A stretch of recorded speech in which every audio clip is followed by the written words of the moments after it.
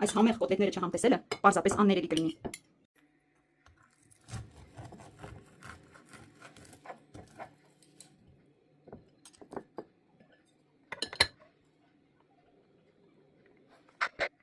Ոսպը լավ լվանում ենք, այնուհետև ավելացնում ենք սառը ջուր կամ տան ջերմաստիճանի, հա, ջուր։ Այնուհետև թողելու ենք, որպեսզի այն ուռի, հասունանա, հագենա ջրով։ Հետո կարող ենք բլենդել մեզ հարմար տարբերակով։ Ստանալու ենք նման զանգված։ Բլենդած ոսպին ավելացնում ենք քերիչով անցկացված գազար։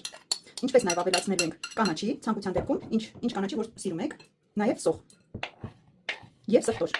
Համեմելու ենք, այսինքն ավելացնելու ենք աղ, բիբար, սեր եւ այն համեմունքներ, որոնք դուք սիրում եք։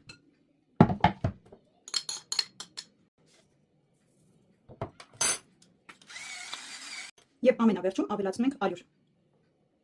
Կամ կուզեք պաքսիմատ, նայեք ձեր հարմարությանը։ Ահա, ստանալու ենք այսպիսի զանգված։ Տեսեք։ Վերջ։ Այն ֆորմաների ենք վերածելու, կուզեք կլոր, կուզեք օվալաձև եւ տապակելու ենք բուսայուղի մեջ։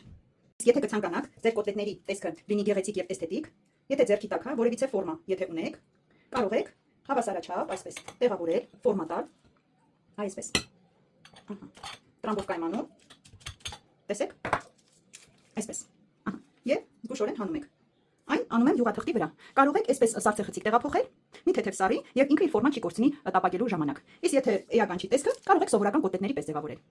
Սիրելիներս, մեր գեղեցիկ, անուշիկ երանգով եւ շատ համեղ կոտլետները պատրաստ են։ Իսկ համի մասին խրախուսում եմ անպայման պատրաստեք եւ համոզվեք։ Ինչպես նաեւ կարող եք բաղադրատոմսով կիսվել ձեր ընկերների հետ։ Իսկ ձեզ լավ օր եմ մաղթում։ Կտեսնվենք։